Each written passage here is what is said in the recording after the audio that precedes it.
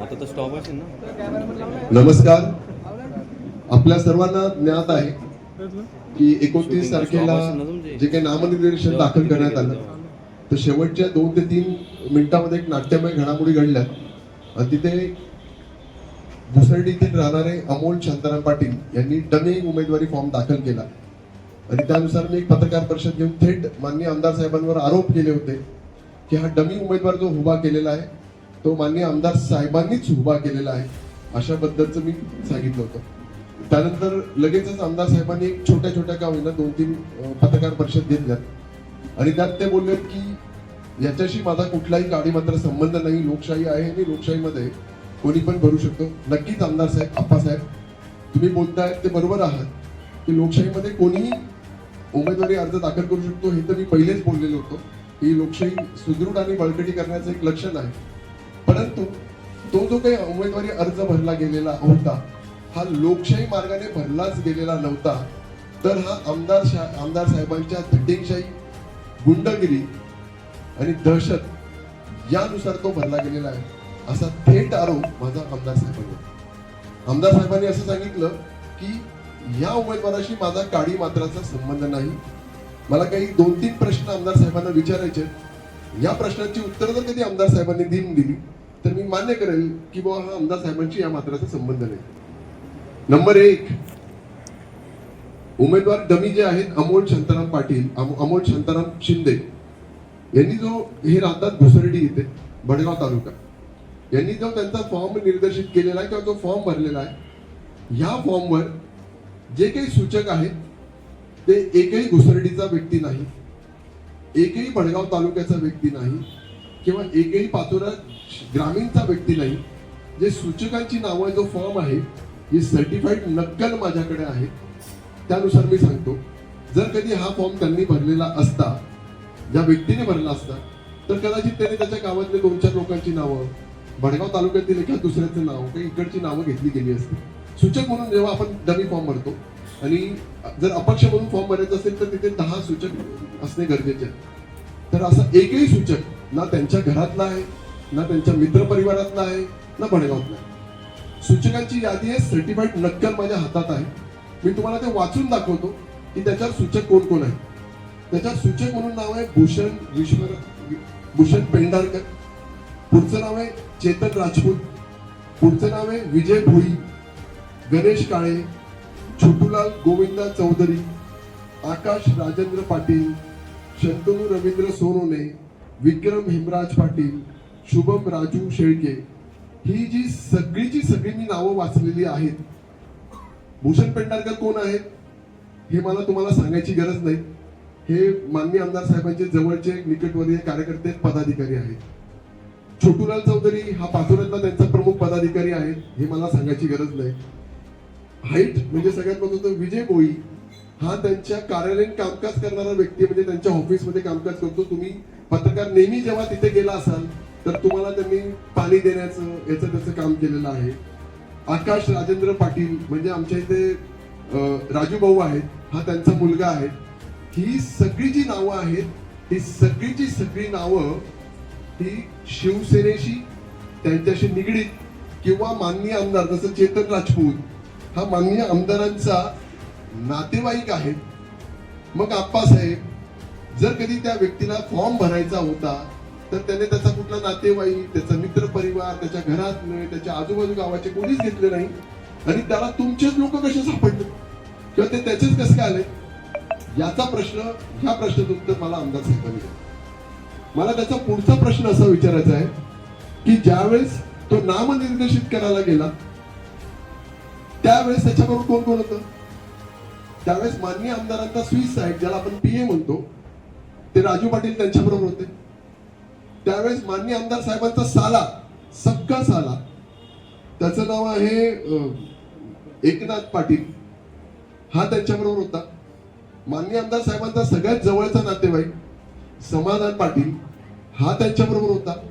सर्व शिवसेनेचे प्रमुख पदाधिकारी किंवा माननीय आमदार साहेबांचे नातेवाईक हे त्याचा फॉर्म भरण्यात इथे गेले होते. याच्याबद्दल आता आमदार साहेबांचं काय म्हणणं आहे याचं उत्तर द्यावं. त्याच्या पुढचा मला प्रश्न असा आहे की ज्यावेळेस त्यांनी नामनिर्देशन पत्र दाखल करून झालं ज्यावेळेस तो परत जात होता त्यावेळेस माननीय आमदार साहेबांचा पुत्र सुमित किशोर अप्पा पाटील त्याला रिसिव्ह करण्याकरता, त्याला घेण्याकरता तिथे आलेला होता. त्यांची गाडी तिथे आलेली होती.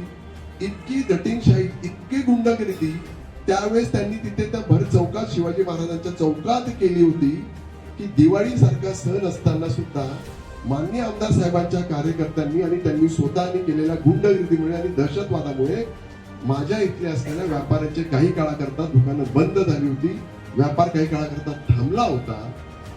याकरता माननीय आमदार साहेबांनी मला याचं उत्तर द्यावं की तुमचे प्रमुख पदाधिकारी, इव्हन तुमचा मुलगा ती गाडी घेऊन तिथे का आलेले होते आणि पोलीस प्रोटेक्शन मधून त्याला आजच्या तारखेपर्यंत अज्ञात स्थळी का आलेला आहे. जर कधी तो व्यक्ती तिथे जर प्रामाणिकपणे जर फॉर्म भरला असता तर तो त्याच्या घरी राहिला असता, प्रचार कार्यालयात फिरला असता किंवा काहीतरी केला असता. आजही तो, त्याची कुटुंबीय हे त्याच्या घरी नाही, ते बाहेर आहेत. याचं उत्तर आमदार साहेबांनी द्यावं.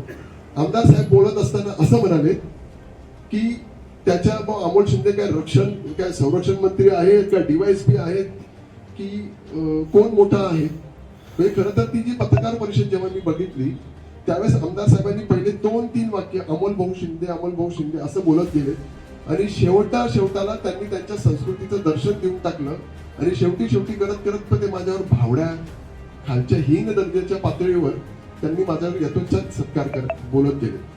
खरं तर आमदार साहेब त्याचं कुटुंब माझ्याकडे का आलं, त्यांनी मला असा प्रश्न विचारला. आमदार साहेब, त्याचं नाव अमोल शिंदे आहे, माझं नाव अमोल शिंदे आहे, मी इथला प्रमुख कंटेस्टंट आहे.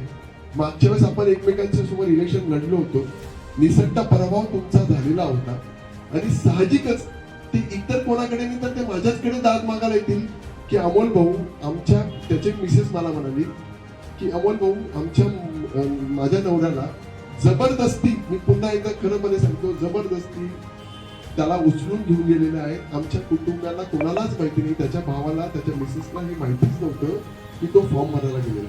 एखादी व्यक्ती जर कधी तो फॉर्म भरत असेल तर त्याची पूर्वतयारी करतो, 2 दिवस 3 दिवस 4 दिवस पूर्वतयारी करतो. त्या फॉर्म मध्ये जे काही सगळं भरायचं असतं ती सगळी माहिती देतो. मग पूर्ण फॉर्म हा निरंक कसा लिहिला गेला, घाईघाईत का भरला गेला, याचं उत्तर का नाही देत आमदार साहेब. म्हणजे या सगळ्या प्रश्नांची उत्तरं मला आमदार साहेबांनी द्यावेत. जर त्यांनी नीट उत्तर दिलं तर मी मान्य करेल की हो, या घटनेशी संबंध नाही. खरं तर मला 2 गोष्टी एकदम अधोरेखित करायच्या आहेत.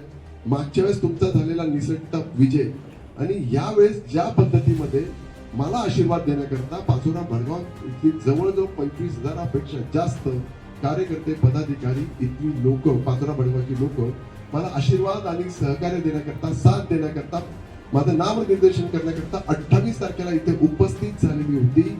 हा सगळा माहोल बघून त्यांना त्यांचा पराभव त्यांच्या डोळ्यासमोर दिसला आणि काय झालं, अप्पासाहेबांना 2 टर्म ते आमदार होते, त्याच्यामुळे सत्तेची लालसा त्यांना लागली, एक अहंकार वृत्ती त्यांच्यामध्ये झालेली होती की बुवा मला पुन्हा एकदा आमदार व्हायचंय.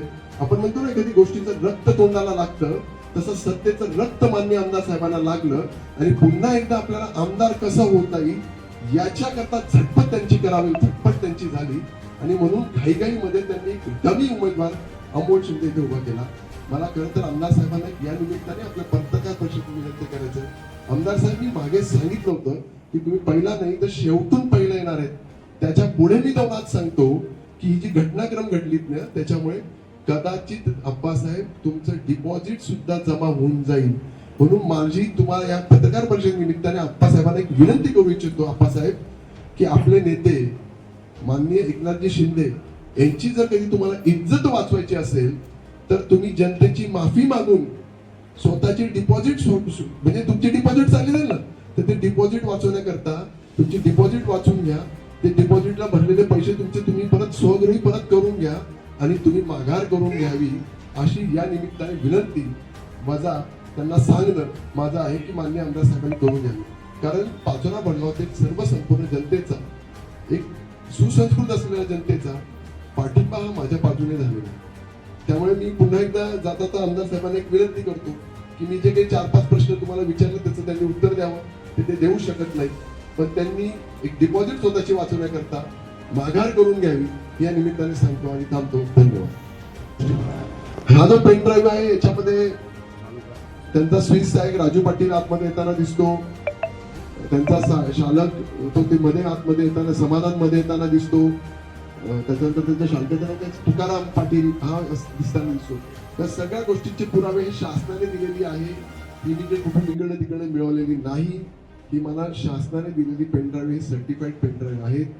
हे केव्हाही तुम्ही म्हणाल तर मी तुमच्यापर्यंत द्यायला तयार आहे. त्या सगळ्या गोष्टी माझ्यापर्यंत आहेत.